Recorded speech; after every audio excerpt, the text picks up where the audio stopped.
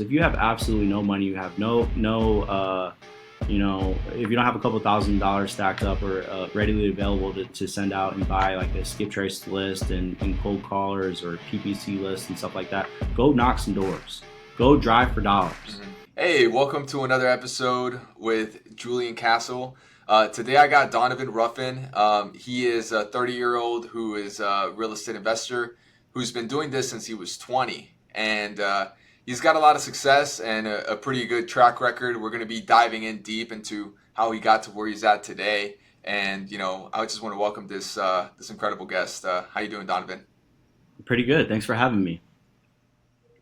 Awesome, man. So you know, I really appreciate having guests on, especially, the younger kind, because I feel like those are the people that the 20 something year olds look up to, because they see it as reachable, people that are 40 or 50 years old, it's a little bit harder to relate. So I'm hoping a lot of the audience members get a lot of value from you today. So Donovan, how'd you get started? Like till like 3. Sorry, HR is here. Okay. uh, what's up? I said, yeah. So how'd you get started, Donovan? Yeah, so I mean, man, but I first, got first, could you give us a just kind of like a background of what you got going on? How many deals you got going on, or buy and hold? Like, just give us like just an overall like bird's eye view of like what you're doing or what you've accomplished. Yeah, so right now, we're closing anywhere from 30 to 40 properties a month. Majority of it is wholesale. We operate here out of Hmm. Dallas, North Dallas, and Plano. That's where our corporate is. We also have an office in San Antonio. So we do business all over the state of Texas, and Hmm. we have a pretty strong team right now. And it's very cool to kind of see everything to from a standpoint of having so much experience, or I guess 10 years in the space, because I started when I was 20, to kind of Hmm. what it is now. But I think what's most important is what's to come, right? So we're Hmm. really excited. We're ramping up. We're looking for other leadership to come on board in different markets, and utilize our brand and our deal flow and the whole metrics to run and scale in certain markets. So yeah, I actually got into this space kind of by accident. I was actually knocking Hmm. doors and door to door sales, and I was selling cable, and I was doing really Hmm. good, and so good where my managers at the time were just like, "Hey, you got to teach other people how to do this," and I just kind of realized I was like, "Hey, in order for me to really scale and make more money, I can only sell so much by myself, so I need to bring other people on board and start a team." And I Hmm. got really good at building sales teams, and I eventually started my own direct marketing company at a young age and made decent money doing that. And one of my Hmm. buddies got into real estate, and he sends me a picture of an $18,000 check, and I'm like, Hmm. whatever you have to do, or whatever you get to get that, I'm gonna do it, right? And Hmm. it's kind of what happened. Is just like I saw one of my friends do it, and that belief level just kind of sparked, the possibilities and the belief for me to get started and start picking up deals. But obviously, it has its own set of challenges when you're first getting started. But it's funny because like once you do like the anticipation to get that first one is all it took for me, right? And once that first one happened, I Yeah. wanted to do it over and over and over and over and over and over and over and over again. And I've done over close to 4,000 transactions now. And like people ask me all the time, it's what's your favorite one or what's your biggest one? And I'm always like my next one, right? It's like the rush never dies in this space. So um, but yeah, man, it's kind of somewhat of what we're doing and kind of how I got into this space. That's awesome. Yeah. That's incredible, man. Starting at such a young age and having success. Pretty. It builds a lot of character, I can imagine. So, I want to talk a little bit more, and I want to talk about the part where you were just beginning and getting started, because obviously those are the rougher moments, like the rougher Hmm. times for people. But then I also want to talk about how you got that process to be able to scale, and Hmm. do the 40 properties a month that you're doing now. Hmm. So I guess, can you walk us through that first part of your journey where you were getting that first deal? Like, how long did it take you? What kind of the struggles did you get Yeah. into, and how did you overcome them in order to actually have your first deal done? Well, mind you, this was 10 years ago, right? So my first Mm-hmm. deal, I remember I was laying bandit signs on Friday nights, and I ordered a bunch of signs from the Mm-hmm. internet, wrote "We buy houses" on them, and put a phone number at the bottom, and I was laying them out personally after I got off work, knocking doors on Friday nights here in Mm-hmm. Dallas. I started getting some calls, some traction, and city calling me and telling me they're going to come arrest me and all this bullshit. And eventually, I got a call and somebody wanted to sell their house, and I went to their house. I had my suit on and contracts printed out and a pen. I was ready. And I showed up and there was another investor there, and I was like, so interesting, right? And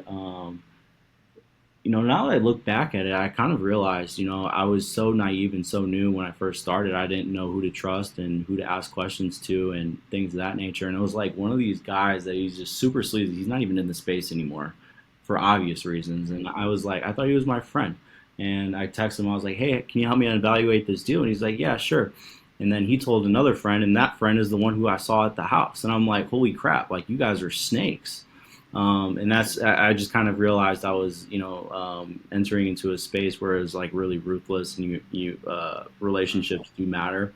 But anyways, I never ended up closing that deal, but it was like the second or third walkthrough that I went through where I found a deal and I ended up making $6,000 on it. I walked through this house and it smelled Mm-hmm. like absolute shit because there was shit Mm-hmm. under the house. Like there was no plumbing in the Yeah. house. Like it was just going under the house. And Yeah. I put the property under contract and sent it to a title company, and then ended up finding a buyer for it. A couple days later, and made $6,000, and I was off to the races. That's amazing. Okay, so your marketing was bandit signs, and how'd you get your buyer? Like how'd you find your buyer? What was the method that you used there back then? Man, I think it was Facebook group. Yeah, I just posted it in a Facebook group, and Huh. somebody's like, "Hey, I want it." So I say that to say That's this, awesome. man. Times are a lot different right now. I see people enter into Yeah. this space, and they see all these challenges, and obviously you're gonna have challenges nonetheless. But there are so many tools and resources that are readily available right now, and even education, right? That are Yeah. available right now. So much information out there where it's just like you really don't have too much excuses to abide by to not start closing deals. And what I did learn is a lot of people that are starting into this space, the biggest challenge that they have is mental challenge, right? Mm-hmm. Can I do this? Will I do this? Is this for me? Is it possible, right? And once people overcome Mm-hmm. that, then all the tools just kind of come together, and it's just a lot easier now, right? Because we didn't have like cold Yeah. calling, we didn't have like skip tracing. We didn't have any of this. We didn't have education. We didn't have YouTube videos and people, willing and giving to give up information even like this. When I started, Mm-hmm. it was hard. It was like it was a challenge. It was like pulling nails off of like a 50-year-old tree. You know what I mean? And Mm-hmm. I'm grateful I kind of went through the times where I had to work the night shift essentially to even generate one lead, where I was just Mm-hmm. so anxious for my phone to call or for my phone to ring, so excited for somebody to just say, yes, I have a property. That was a huge win for me. I had to, spend thousands of dollars and, work countless hours in the night dodging cops and things of that nature just to find one lead. And I'm grateful Mm-hmm. I went through that because now I respect when leads hit the database. I know how to underwrite things, and I know how to prioritize it. And I see a lot of people get into this space now, and they just if they got a bunch of money, they just spend it on ads or marketing, and they just don't really care. They don't do what it takes to get the deal closed and things of that nature. So I say that to say this, man. It's just like everybody starts in their own path, and they have their own race. But I think most importantly is just like once you make the commitment and the decision to enter into the space and win at it, it everything will just get a lot easier. That's amazing. Yeah. Thank you so much for that. And how do you recommend like people get started now? Like with. Yeah. I mean, like I always recommend people, to start off and finding something that they're actually good at, right? So the challenging part Mm-hmm. about our space, because it's wholesaling, I guess, is just sales and marketing. Mm-hmm. That's all it is. It's sales and marketing. And a lot of times people get into this space with, the ideology of all these different metrics. Some people think it's a construction job, where they have to do this fix and flip and they're just construction. Go be a GM. Go do other Mm, people's projects, right? Or people get into this mm, space and they have a bunch of money and they don't want to focus on, finding deals. They're not good at sales or whatever, but they want to invest. Buy real estate. Be a real estate investor. That's mm, completely different than being a wholesaler, right? People get into mm, this space and they are just complete terrible. They're terrible at marketing, right? They just don't have like the wavelength to do ads and KPIs and metrics and or even have like a thermostat to even spend money on marketing, right? They're just terrible marketers. mm, But then there's people that are mm, just great salespeople, right? mm, And obviously being in sales and marketing, be good at sales, you be good at marketing, but find that niche that you're good at and be the best at it, and then learn how to collaborate with other people to of your weaknesses in a sense, to just go off to the races yeah. in a sense. Yeah, So yeah, yeah.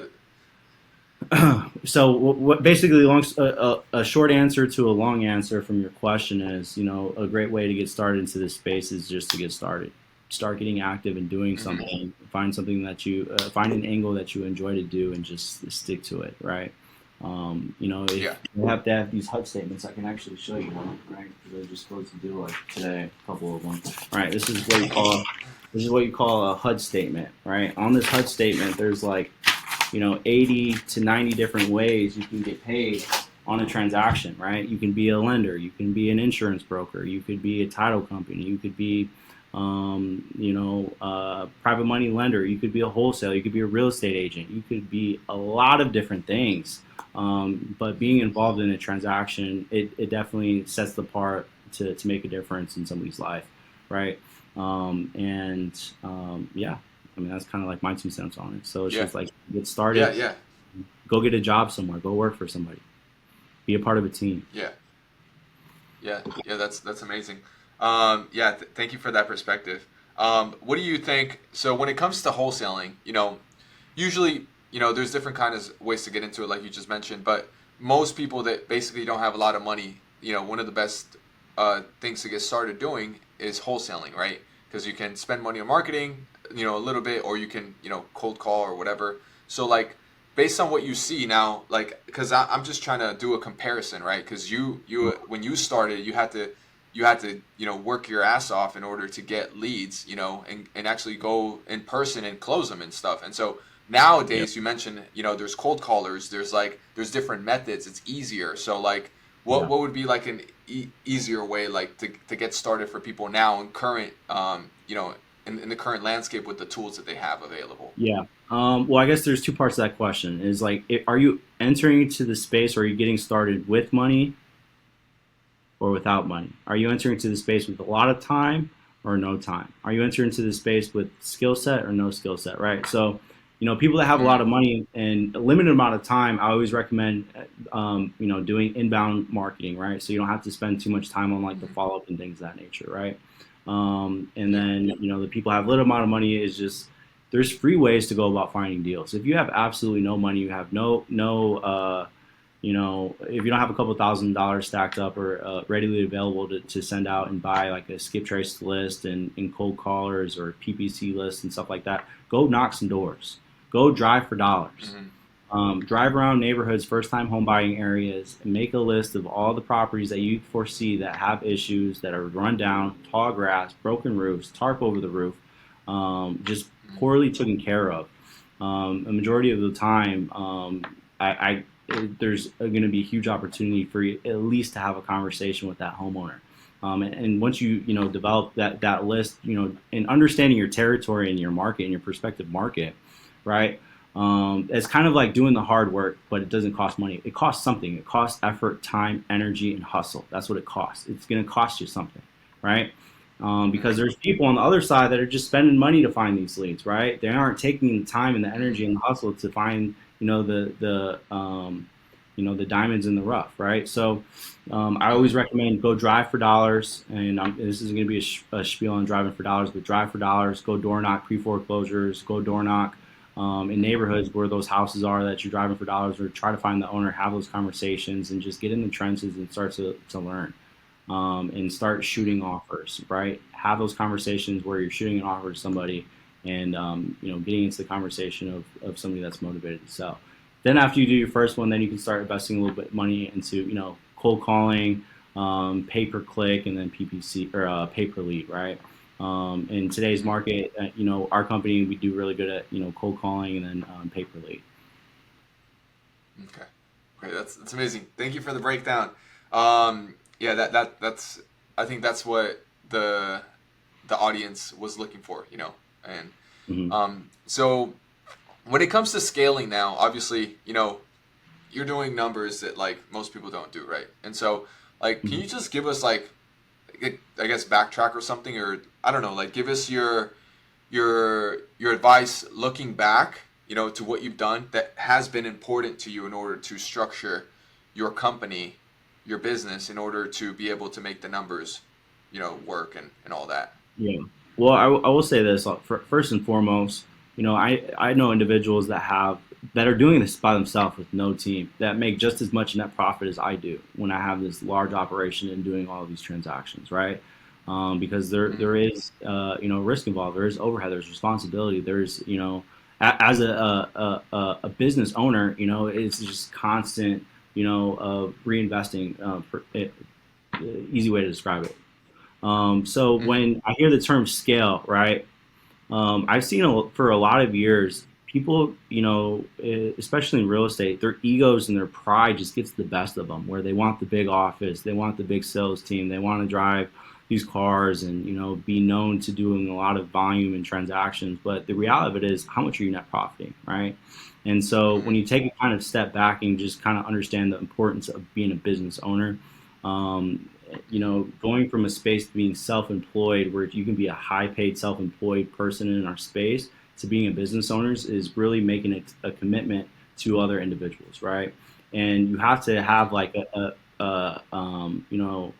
selfish sense desire to want to do so, right? And so for me, it was just Mm-hmm. like, I have a bunch of money. One of my selfish desires was, now I want a bunch of free time. I want freedom, right? So how can I go about Mm-hmm. generating freedom in what I'm good at? And what it really boiled down to is, I had to start putting other people on. I had to start hiring people to do tasks that took up a lot of my time. And I was just kind of working both angles, where it's just like I was freeing up a lot of free time to things that I wasn't good at, to focus on things that I was good at. Does that make sense? Mm-hmm. And I just Yeah. continued to started doing that. Take the thing that I absolutely sucked at, and just hiring somebody to do it, finding the best possible person to do that. And actually, I was kind of late to this call because I was interviewing somebody that had some of the weaknesses that I have, in which I won't go over, because no leader goes over the weaknesses, but we need help. But Yeah. when it comes to scaling, right? I mean, what's the purpose of scaling? Is it to make more money, to have more free time, right? So, and Yeah. then once you figured out how to hack both of those, where you have an unlimited amount of time, then you have an unlimited amount of money, then you can have a foundation where it's just like, okay, now it's time to make a fucking impact. Like, how can I do this Yeah. just to put people on, give people an opportunity to have a career and make a significant difference for their life, right? And a lot of people kind of Yeah. jump to jobs, right? They make a bunch of money, and then they want other people to make money, and they don't have any time to manage. They then they get burned out, and then they want free time, and they're not managing anybody, and then they lose their people. You know what I'm saying? I've seen it countless times, right? Focus on generating profit, and then generating a time profit, right? So that way you have time to develop people. Mm. Okay. I love it. Okay, I got it. Um, so that's incredible. So, like, I guess I really want to talk more about the scaling part. I mean, Okay. whatever it was for your journey, Mhm. like what was it at that point when you were, I don't know, after your first deal or your first few deals, whenever you started scaling, what was it the first thing that you did? Like, what was it like? What did you do? Did Yeah, you after I closed, I don't know, I made like $6,000 my first deal, and I spent it all on marketing, 100%. I took all that cat, or Yeah. actually, I went shopping, and I shopped at H&M, bought a couple outfits for the weekend because I was young at the time. I was like, let me go buy Mm, something nice, and it was H&M, lasted like 2 or 3 days. But anyways, spent it all on mm, bandit signs, ordered a fuck ton of bandit signs because I knew it worked, right? So I just spent everything and put mm, it all back into the business, right? And I just kind of lived well, granted, I had a whole other company, so I wasn't worried about making money from this. I was worried about scaling it, right? I was like, how can I make this as big Mm-hmm. as possible, make the most money possible? And if it costs me Mm-hmm. X amount to do X amount of deals, then I'm just going to spend that. You see what I'm saying? But I had Mm-hmm. a Yeah. success, so I kind of found what worked, and I just kind of went all into that side of the business, and that's what I did. And I did it so much so where I started to um, uh, get to a point where it's just like I was making more in real estate than I was in my other marketing company, and I made it a hard decision and Mm-hmm. sacrifice to shut that down and just go all real estate. And at that point, it's like I was Mm-hmm. kind of looking at it where it's just like, okay, now I'm really going to scale this. And then my first hire was actually an acquisition person. And the only reason Mm-hmm. I hired that person is because I missed out on like two or three deals that I saw other people pick up that I had in my follow up tank that I did not call because I did not have time.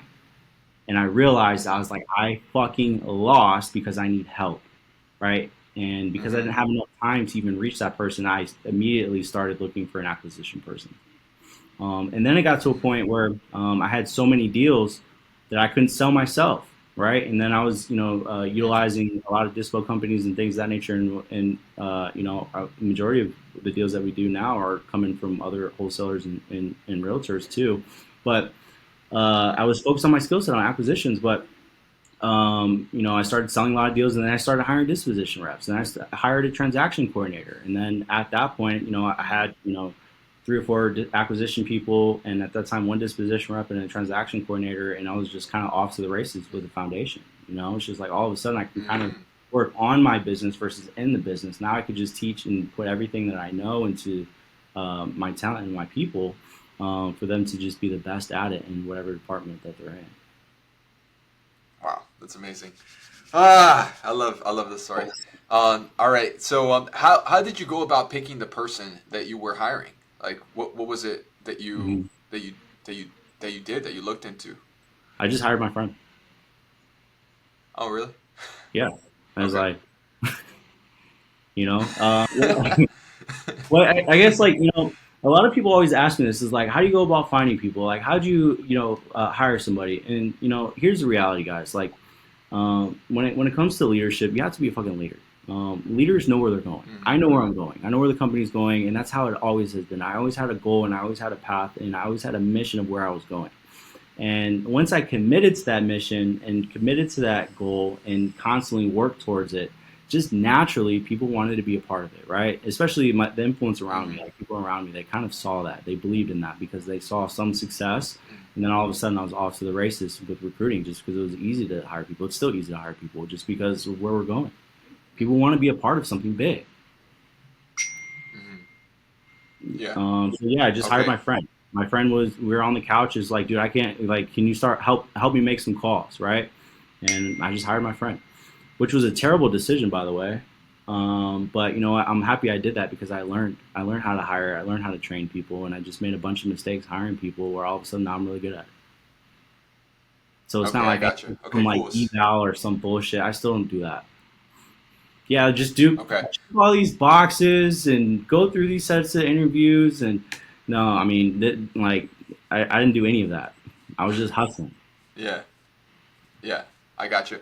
Okay, so what have you learned from hiring your friend and it not working out to now actually knowing how to hire? Like, what is it that you Yeah. just want to Well, obviously, address? it's just like when you hire your friends, it's just like it's always challenging just because they kind of like expect you to just kind of like step in to kind of help them out, versus like go through tough times by themselves.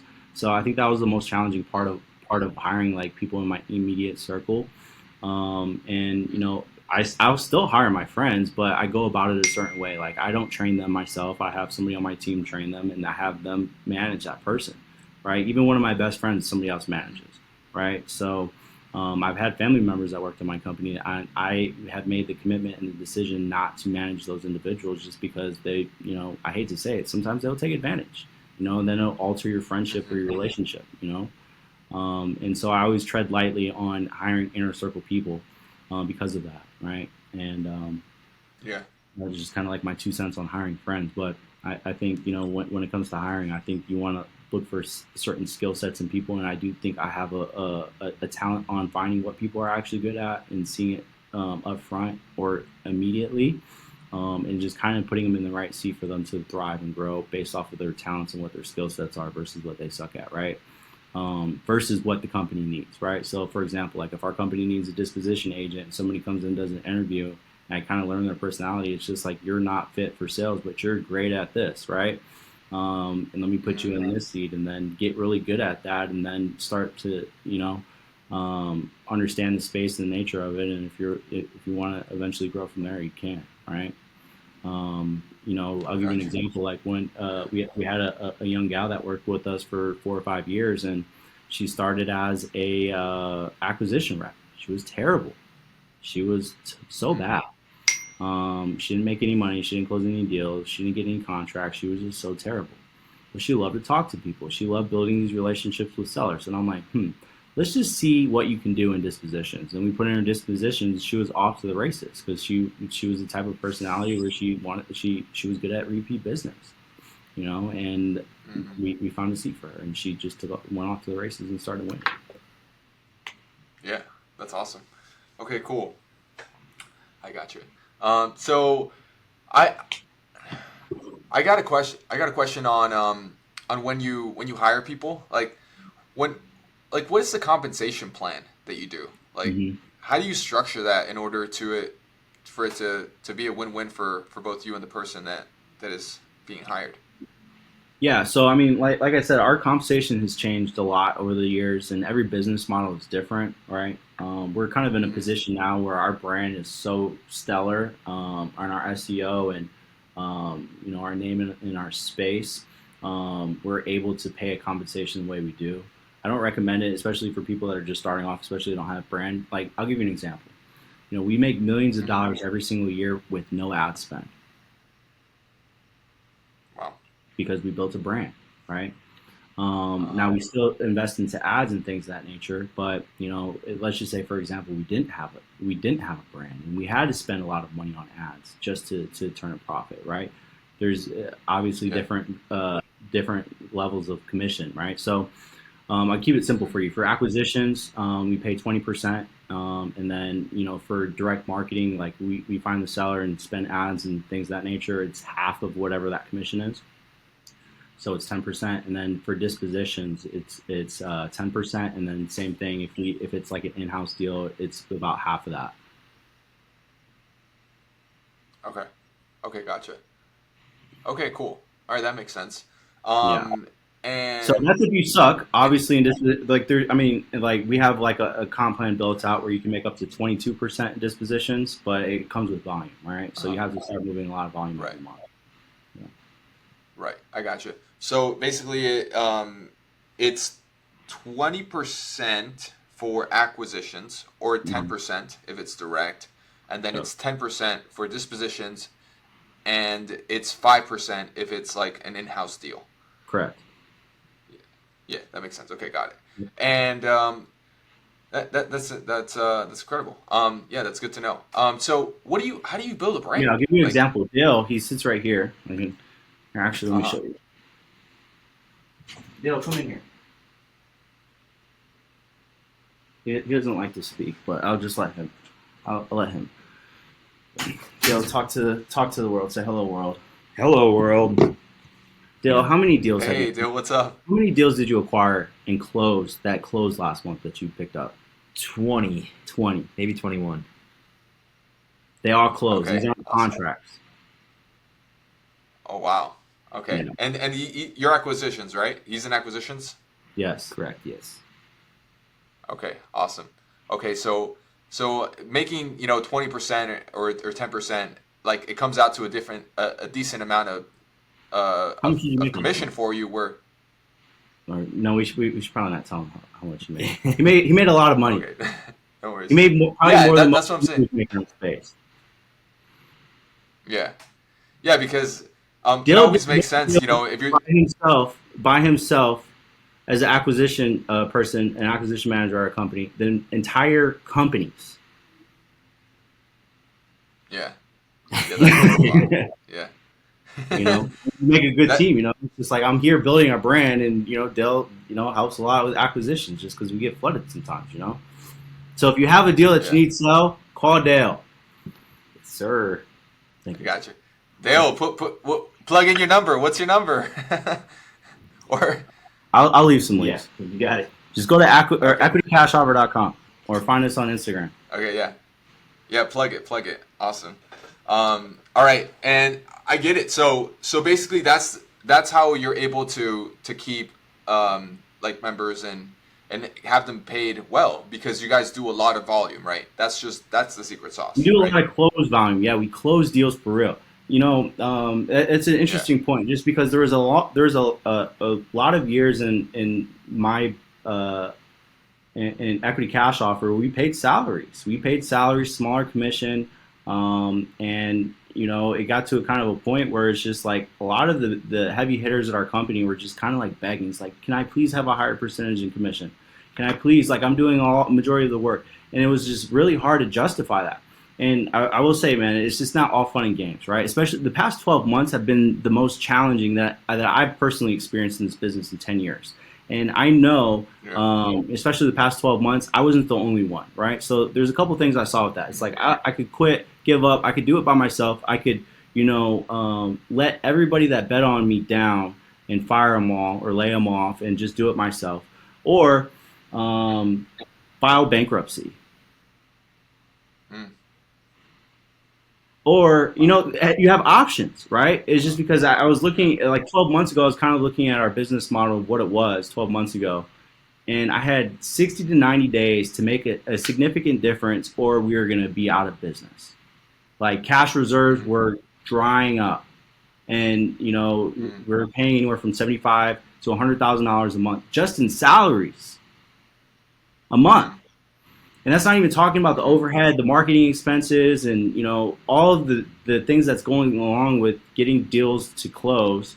It was just expensive. Like our overhead was crazy, and it wasn't just the overhead. It was the issue. It was just we needed help. We needed people to come in.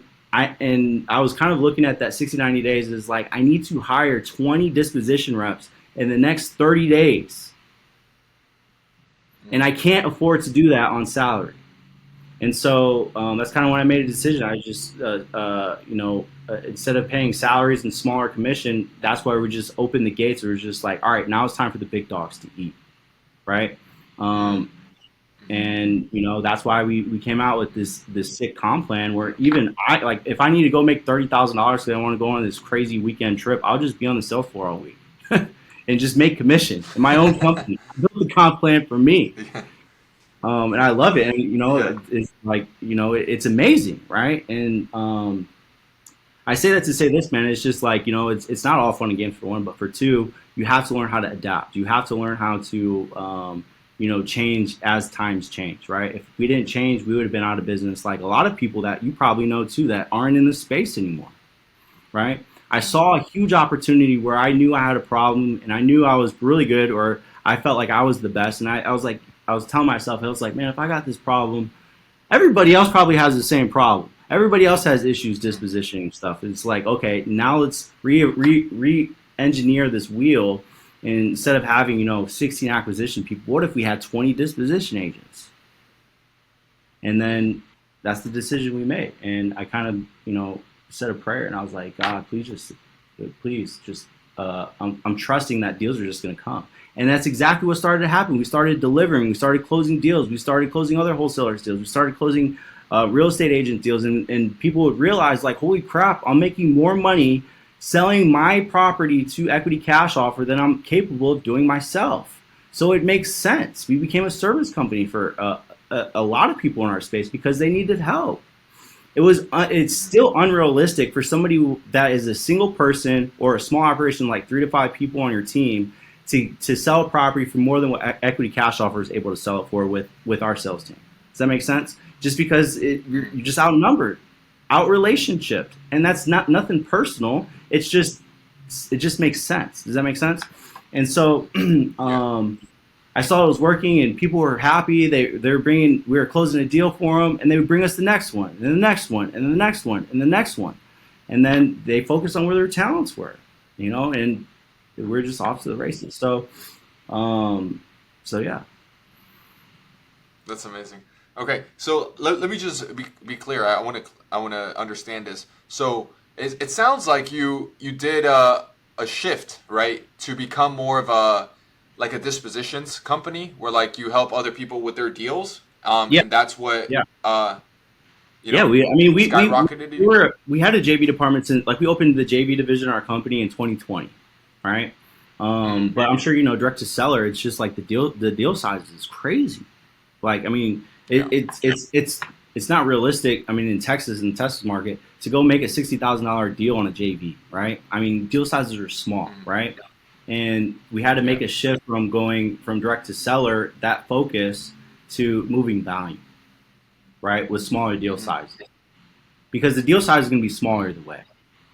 And at that time, it's mm-hmm, still kind of like that, where sellers are still a little bit delusional on what they could sell their house mm-hmm. for. And so we were running into challenges where it's just like, dude, like the market, the prices on houses are going down, like the ARVs are going down. Sellers are still betting on the offer we gave them 6 months ago. And so, the math's not math. You see what I'm saying? So I mean, that Yeah. was like a 6 month drive before sellers started to come back to reality, right? And it's just like we kind of stuck to the guns and stuck to what we were best at. And it wasn't even that we just became a quote unquote disposition house. It didn't happen by accident. It was all designed, just because the industry needed help. You know, and Yeah. some of the biggest companies in the space were seeing some of the similar challenges. It's like, holy crap! Now I had to fly down to San Antonio a couple weeks ago, because now people want jobs. Like, people in our space, they're like, dude, I would rather be on that comp plan than be do all direct to seller. It just doesn't make a lot of sense. I'd rather be a part of a team. And so people started coming on board. Leaders started colliding forces with us. Mm-hmm. Yeah, that makes sense. Okay. Wow. Uh, that's a lot to unpack. And I just want to talk about the brand. You mentioned that you build a brand and you're spending, Yeah. all this, like, like, you're spending all this Hundreds time and of millions effort and of dollars. energy. Yeah. Yeah. How'd you do that? Like, what was Yeah, your so I mean, I vision? think that's kind of like one of the key things that I've realized, for the past couple of years is, when people enter into this space, they do it for different types of reasons, right? And obviously, the Mm-hmm. underlying one is to make money, to live a good life, buy bougie shit, or whatever wholesalers do, right? Make money fast. I Yeah. entered to this space because I made a commitment to be in this game forever. Like, I'm never going to leave this space. I'm always going to be in real estate, right? I'm always going to continue to Yeah. grow. I'm not going anywhere, right? That was the first commitment. The second commitment I made was, you know, I don't really, I don't want to be the guy, the one guy. Like, I don't want people to work for me. I want people to work for a company, right? And so I wanted to build a company, right? I wanted a company to Yeah. operate without me completely. Like, where if I Mm-hmm. did nothing at all, we would still be in business and making profit, right? That was one of my first goals, right? And mind you, Yeah. I got fired 2 different times from my own company, by the way. And it's a story for a different time. We don't have time for it. But, it is just like, I made a commitment to build a company, but most importantly, I made a commitment to build a brand. I wanted to build a brand. It Mm-hmm. was my mission to build a brand. And because I made that commitment, I made that my mission years ago. We're still thriving today because we built a brand, right? We can turn all the marketing off completely, all of it. Mm-hmm. Deals are still going to come Mm-hmm. That's because amazing. we built a brand. Wow. Yeah. Yeah, You that's like, amazing. when's the last time you seen a Nike commercial? I mean, I always see it. I always see You everyone see it walking around with everywhere, Nike on. right? Yeah. Yeah, you don't need commercials. When you want some shoes, like, I'm just gonna go get some Nikes. It's a Mm-hmm. good brand. It's reliable. That it's popular. It's cool, good looking. You know what I mean? And so Yeah. when I started to learn what some of these billion-dollar companies were doing, I really started to focus on brand awareness. We started hosting massive events where we'd spend $30,000, $50,000 and with no expectation to make it back, just to get our name out there, right? Started getting on podcasts, started doing speaking events, started sponsoring everybody's event possible just to get our name out there, right? It's constant, like social media, right? We have a full-time media team, right? We actually just got verified on Instagram organically. And my ego was in flames. Awesome. I'm like, holy shit. That's amazing. Like, my ego was rocking. I'm like, damn, that was crazy. Yeah. You tell me shit now. No, I'm just kidding. But yeah, like, build. I made a commitment to be in this space, and I made a commitment to build a brand. People, have that, flair. It's like, people come out with like little T-shirt designs, and then where they at in 6 months when it gets hard? They're gone in the wind. See what I mean? Yeah. So building a brand is a lot more than just marketing and getting out there and chasing clout and all these things. It comes from behind the scenes. It comes without quitting, right?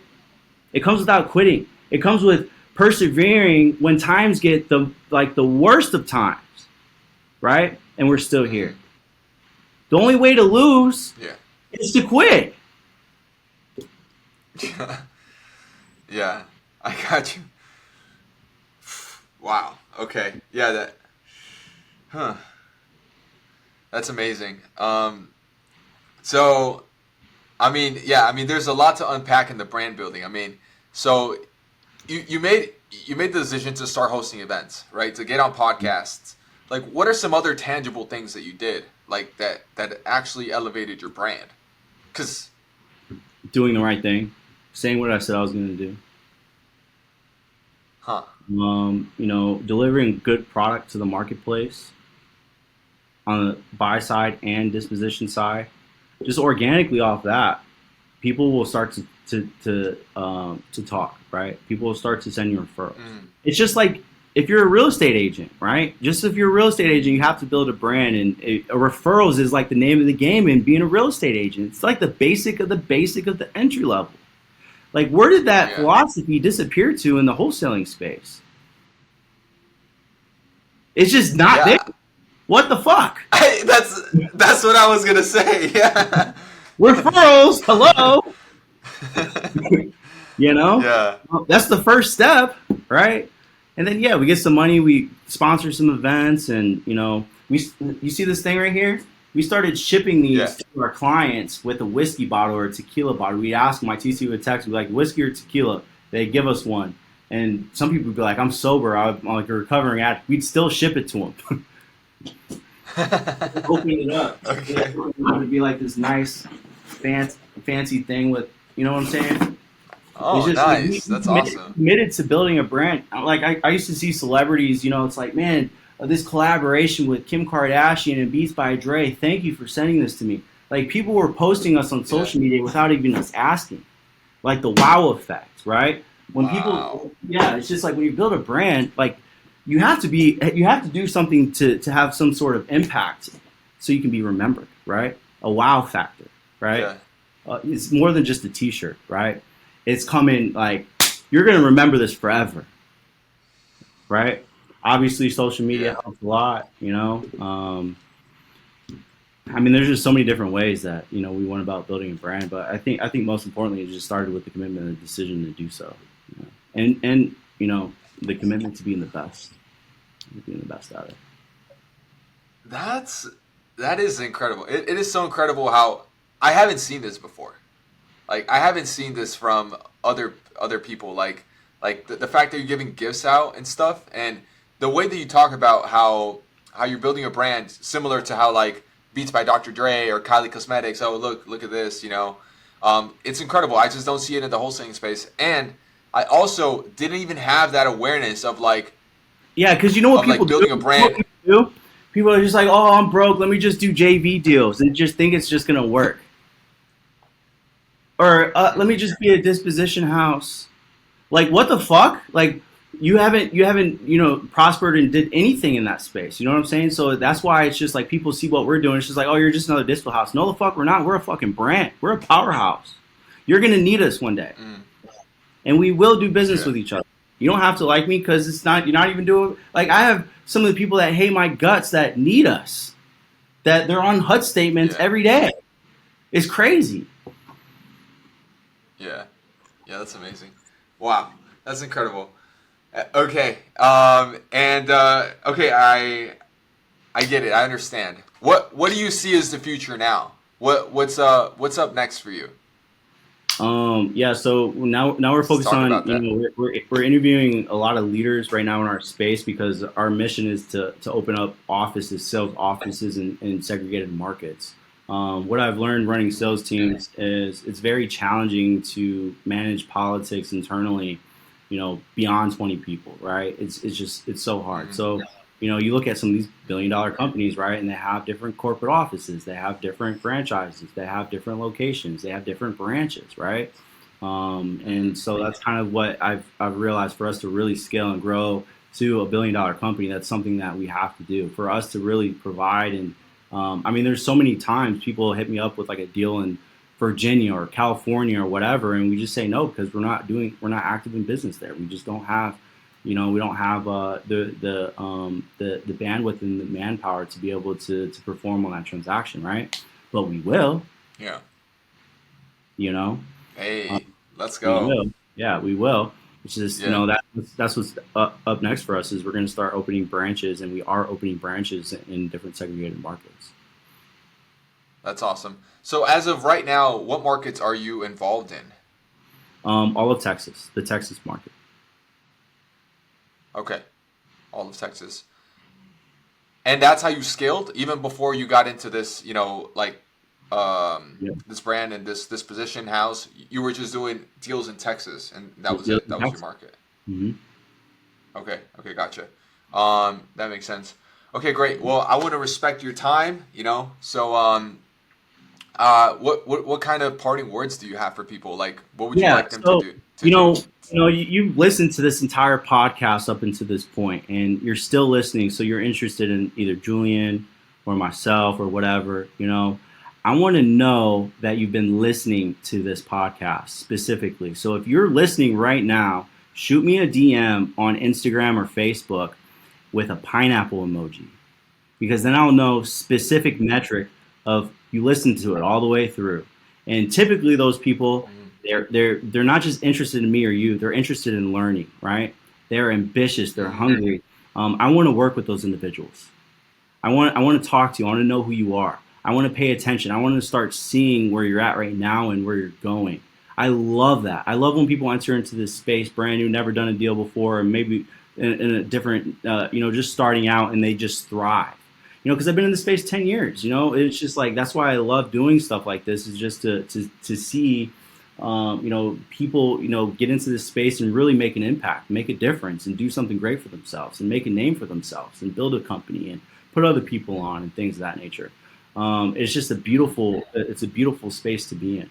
But I think most importantly, it's just like who's going to persevere through those challenges that I've been talking about, right? We know it's hard. mm. It's not easy.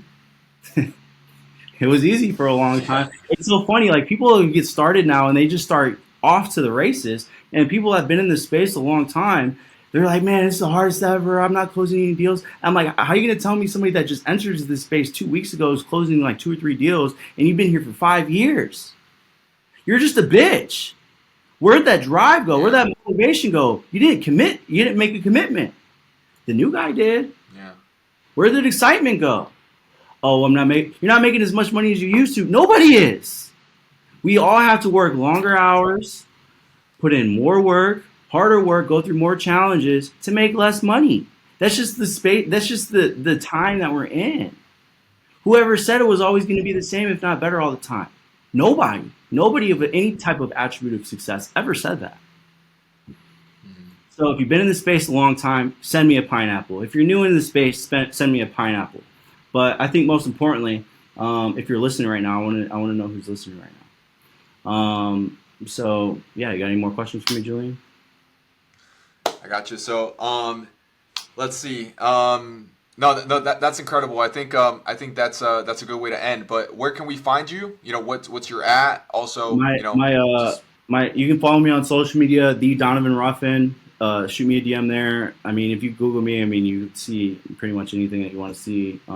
If you want to get a hold of somebody, it's really not hard to find. I'm not a hard guy to find. I'm clearly on this podcast because I want to speak to you guys, right? So, don't be shy. Reach out. Yeah, awesome. All right, awesome. All right, so let me. I'm just gonna If you end got a this right here, deal, guys. if you are selling, let us know. If you're looking for a job, Yeah, yeah. let us know. We got people Donovan Ruffin, if you, making $500,000 a year, entry level position, but they got that dog. They got that dog. wow. Hey, the what is it? The dream is sold, and the hustle is sold separately, something like that. I don't know. Yeah, I guess. Something like that. Anyway, yeah. So guys, if you guys are interested or into what Donovan said, please send a pineapple. Hit them up, and also equity cash offer, as you mentioned. They're doing lots of deals, and as you can tell, they really care about the people they work with. They're even sending gifts out to them. So if you I don't want to know if become you one of get, those I mean, you got to people, do a lot to get one of these right now. right. You got to work that. You got to earn that, but it's okay. It's possible, and so go ahead. I invite you to do that, and thank you for listening.